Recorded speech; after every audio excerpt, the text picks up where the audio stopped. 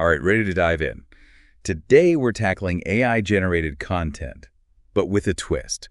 We're focusing on its impact on Africa, a continent often left out of the tech spotlight, but trust me, they're not falling behind. It's all about how AI is going to revolutionize marketing in Africa. And I'm not talking about small changes here. We're talking about reshaping how stories are told, even how cultures are seen globally. Absolutely, and our guide through this is Willy Seyama, the CEO of Initiate. A real marketing powerhouse, that's for sure. Right, and he just dropped this mind-blowing piece on LinkedIn about this very topic. We've got his article, some crazy data visualizations, and a few real-world examples he threw in that'll make your head spin. Oh yeah, strap in for this one. Seriously. So Seyama, he starts off strong, says marketers are going crazy over AI, ChatGPT especially, and honestly, who can blame them? It's like the shiny new toy everyone wants to play with. Right. But this isn't just a fad, is it? What's the bigger picture Seyama's painting here? Remember that HubSpot inbound conference? Dan Vahe, OpenAI, he shows this chart, practically broke Twitter. I think I saw that, yeah. Marketers weren't just the biggest users of ChatGPT, they were off the charts, even compared to like engineering, finance, you name it. Whoa, seriously? That's intense. So why the marketing frenzy? Are we replacing human creativity with robots now? Not quite. Seyama, he says the real game changer here is efficiency. Imagine ditching the boring stuff, data crunching, even some brainstorming, and instead you get to focus on strategy, the really creative stuff only humans can do. So AI becomes this superpowered assistant, freeing up marketers to, well, market. Exactly, and this is huge, especially for African marketers. Seyama points out, for many, English or French, the languages of global business, they're second languages. AI can help bridge that gap, make communications smoother, more impactful. Makes sense, levels the playing field. I can see why Seyama, with his experience in Africa, is so into the possibilities. Yeah, he even talks about how much he relied on Grammarly, but ChatGPT and what's coming next, that's a whole other ballgame. And this is where it gets really interesting. Seyama, he doesn't shy away from the downsides. He uses this quote, "Until the lion learns how to write, every story will glorify the hunter." Powerful stuff. Okay, I love a good quote, especially one that kind of hits you in the gut like that. Yeah. But break it down for me. What's the link to AI content? That sounds like a warning. It is. It gets to one of the biggest AI concerns bias. That quote, it's from Things Fall Apart by Chinua Achebe. Oh, right, a classic. Exactly, a cornerstone of African literature. And it shows the danger of just one perspective, one narrative taking over. And that's kind of what we're seeing with AI right now, isn't it? Yeah. Glorifying the hunter, like the quote says. These models, they learn from tons of data. But if that data doesn't represent Africa, or any culture really, we end up with AI that's, well, biased. Exactly. And Seyama, he uses this really strong example, talks about 2 YouTube videos. One's from this channel, Economics Explained, and it pushes these stereotypes about why there's poverty in Africa. Okay, Anna. That video, it got a ridiculous number of views, 1.7 million. 1.7 million.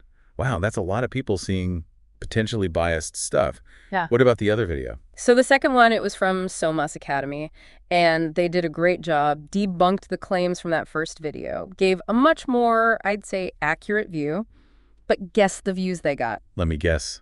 Way less. Way less. A little over 137,000. Oh, wow. Yeah, less than 10% of that first video. Shows you how fast misleading stuff can spread, even when there's good info out there, too. And when AI learns from this skewed data, it just makes the bias worse. That's a scary thought. And it's not just about bias, right? Seyama also talks about losing something, I don't know, special. The uniqueness of how Africa tells stories. He does, yeah. He paints this picture. Imagine everyone's using these fancy AI video tools like InVideo, Pictory to make content. Sounds cool, right? Yeah, anyone can be a filmmaker, share their story. I like that idea. But here's the thing. Seyama points out, a lot of these tools, they use the same stock footage. So you could have someone in Lagos, someone in Nairobi trying to tell their community's story, and their videos might end up looking almost the same. AI could make storytelling all the same instead of bringing out what's different. That's kind of terrifying, actually. Are we saying AI could kill creativity? I mean, we were just saying how it can make marketers more creative, but now it's like the opposite. It's a real worry. And Seyama, he ties it right back to language. Lots of African languages. They're just not in the data that trains these AI models. And I don't just mean words, but like the way grammar works, the rhythm of how people talk, even the culture behind certain phrases, all that gets lost. And you're left with this generic story, missing the heart of the cultures it's supposed to show. Like that quote, the lion needing to write its own story. Yeah. If AI only learns from the hunter's view, we miss all the other stories that make a culture what it is. Exactly. And this matters so much for Africa. Think about the oral traditions, those proverbs, the unique ways they have of saying things, passed down for generations. If that stuff isn't in the data, AI content just becomes this bland copy, you know? So we've got bias, we've got this potential loss of culture.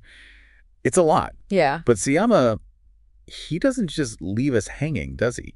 He actually gives some advice on how to deal with this AI stuff, especially for marketers. You're right, he does. It's refreshing, actually. He doesn't just say, be scared. He gives us a way forward. Okay, I'm ready. What's the plan? How do we make sure AI helps, not hurts, all these different voices and stories? One big thing he pushes for is creating AI ethics committees. And this isn't just tech people in a room. He means all sorts of people, ethicists, cultural experts, people who get the nuances of AI and where it can go wrong, coming together to make guidelines, safeguards. So like building an ethics from the start, making sure AI isn't developed in a bubble. I like that. What else? He's big on something called retrieval augmented generation, or RA. RAG. Okay, that sounds technical. Explain it like I'm 5. What is this RAG thing and why is it important here? Imagine giving your AI a crash course in everything it didn't learn from its initial training data. That's RAG. Basically, you feed it extra information, curated to fill in the gaps, correct any inaccuracies or biases in the data it already has. So like giving AI a more well-rounded education, showing it different perspectives. Exactly. For Africa, this could mean giving AI accurate history, cultural insights, even basic facts that might be missing. So if an AI is writing about a traditional African wedding, instead of using stereotypes, our RAG could help it find authentic sources, make it more accurate, respectful. Exactly. It's about giving AI a chance to tell true, nuanced stories, the kind that show the real diversity of Africa. It's like giving AI a cultural handbook so it doesn't say the wrong thing by accident, relying on bad information. Exactly. And that leads to another important point from Seyama. Even with RAG, even with the best ethics rules, he still says 100% automation is not the answer. So no AI taking over for human marketers. Nope. Seyama says human oversight, it's crucial, especially for cultural sensitivity, making sure things are accurate. He sees AI as a tool for marketers, not a replacement for their own judgment, their understanding of who they're talking to. Finding that balance. Human creativity plus AI's power for info and tasks. Right, and that's what gets me excited. It's not about being replaced, it's about marketers using AI to boost their creativity, tell stories in new ways we haven't even thought of. And tell those stories to everyone, breaking down those language and cultural barriers we talked about. Couldn't have put it better myself. Amplifying those voices, not getting rid of them. So where does this leave us? What's the big takeaway from our AI in Africa deep dive? Well, Seyama, he shows us the huge potential and the real risks. That's where we're at. AI is here, it's changing fast, and it's going to change how we make and see content. But, and this is big, its impact depends on what we do now. So we know the problems, bias, things becoming the same, but we don't let fear stop us. We shape how AI develops, we make sure it helps, not hurts, all the different amazing human experiences out there. Absolutely, and that's a great point to wrap up on. AI isn't some sci-fi future, it's happening now. And what we're talking about today, these questions, they're what will shape that future. Here's a final thought for you listening. What's your role going to be in this AI-powered future? It's not just about the tech, it's about the stories we tell, whose voices get heard, and the world we decide to build.